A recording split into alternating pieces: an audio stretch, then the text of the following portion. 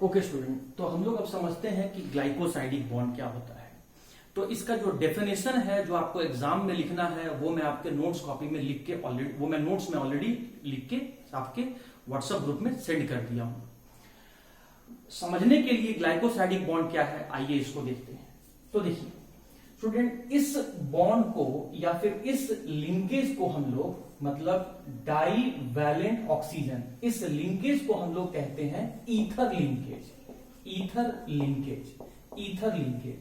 तो दो मोनोसैकेराइड या फिर दो शुगर मॉलिक्यूल के बीच में प्रेजेंट जो ईथर लिंकेज होता है, जिससे दो मोनोसैकेराइड आपस में जुड़कर एक बड़े शुगर मॉलिक्यूल, एक बड़े कार्बोहाइड्रेट का फॉर्मेशन करते हैं, तो इसी ईथर लिंकेज को हम लोग ग्लाइकोसाइडिक बॉन्ड कहते हैं। मैं एग्जांपल के फॉर्म में आपको समझाता हूं, आइए समझते हैं। देखिए, मैं मोनोसैकेराइड को आपको समझाने के लिए सिंबल M से दिखा रहा हूं।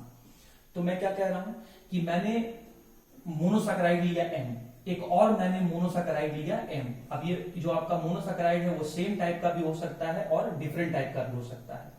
तो ये जो दोनों मोनोसैकेराइड हैं, ये दोनों मोनोसैकेराइड आपस में एक दूसरे से ईथर लिंकेज से जुड़ गए हैं वाटर मॉलिक्यूल को रिमूव करके।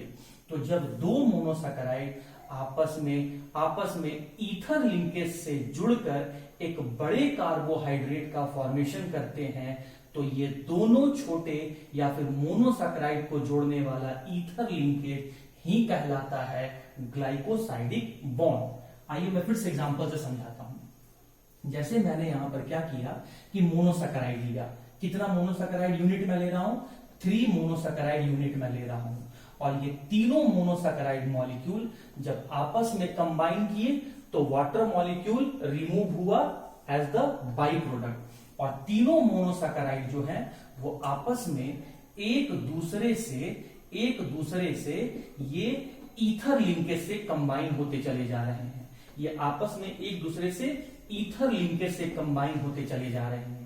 तो डेफिनेशन क्या हुआ, ये जो ईथर लिंकेज है जिसके हेल्प से दो या दो से अधिक मोनोसैकेराइड आपस में जुड़कर बड़े कार्बोहाइड्रेट ओलिगोसैकेराइड या पॉलीसैकेराइड का फॉर्मेशन करते हैं, तो इसी ईथर लिंकेज को हम लोग ग्लाइकोसाइडिक बॉन्ड कहते हैं।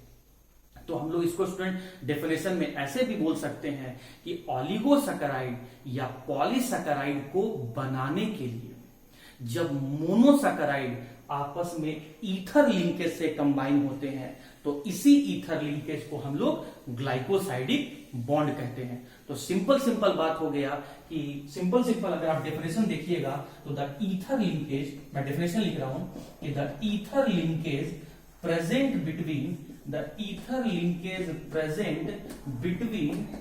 टू और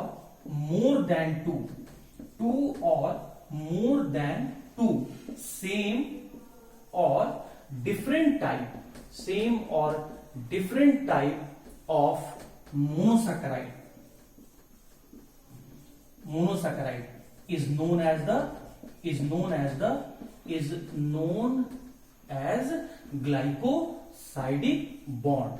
तो दो मोनोसैकेराइड या दो से अधिक मोनोसैकेराइड के बीच में प्रेजेंट ईथर लिंकेज, जिससे मोनोसैकेराइड आपस में जुड़कर बड़े शुगर मॉलिक्यूल या बड़े कार्बोहाइड्रेट का फॉर्मेशन करते हैं, तो ये मोनोसैकेराइड को जोड़ने वाला ईथर लिंकेज ही कहलाता है आपका ग्लाइकोसाइडिक बॉन्ड।